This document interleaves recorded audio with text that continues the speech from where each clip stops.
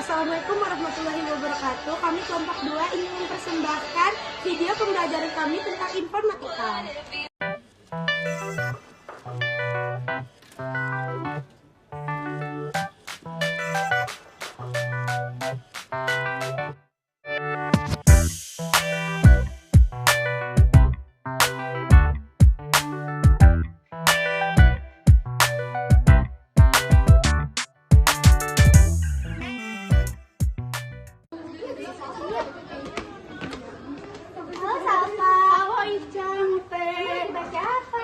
Belajar tentang algoritma. Algoritma itu apa sih?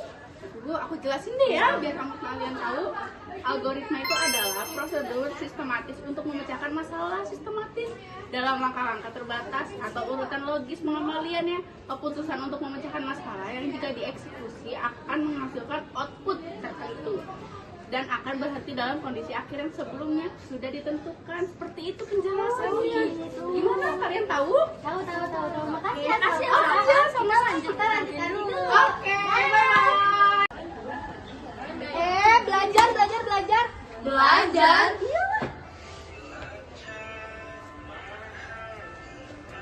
Salah. Wah, Terus belajar apa? Nih, belajar diagram Alif atau flowchart. Nah, diagram Alif adalah bagan ilustrasi berupa teknis analisis untuk menggambarkan urutan dan hubungan antar proses, prosedur transaksi, dan proses lainnya dalam suatu program secara mendetail menggunakan serangkaian simbol-simbol tertentu. Terus apa lagi tuh? Aku aja yang baca gimana? Boleh. Nanti gantian sama yang lain ya. Oke. A. Forward dimension. Simbol yang digunakan untuk menghubungkan antara simbol yang satu dengan yang lainnya. Terus yang pertama, ada arus atau flow. Simbol ini digunakan untuk menyatakan arus suatu proses dari awal hingga akhir. Yang kedua, ada combination link. Simbol combination link berfungsi untuk menyatakan bahwa terdapat suatu transisi dapat atau informasi dari suatu lokasi ke lokasi lainnya. Terus ada yang ketiga, connector. Simbol ini disebut juga sebagai penghubung dalam halaman yang dapat digunakan untuk menyatakan sambungan dari satu proses ke proses lainnya dalam halaman atau lembar 151 program. Yang keempat, ini yang terakhir guys. Iya, terus apa tuh? Offline connector. Itu simbol offline connector disebut juga penghubung antara halaman yang digunakan untuk menyatakan sehubungan dari satu proses ke proses yang lainnya dalam halaman atau lembaran yang berbeda. Nah, sini aku lanjut bacanya. Nah, yang B itu ada processing symbols atau simbol proses.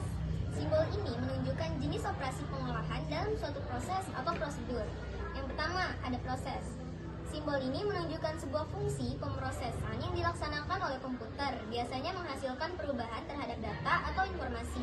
Yang kedua, ada simbol manual.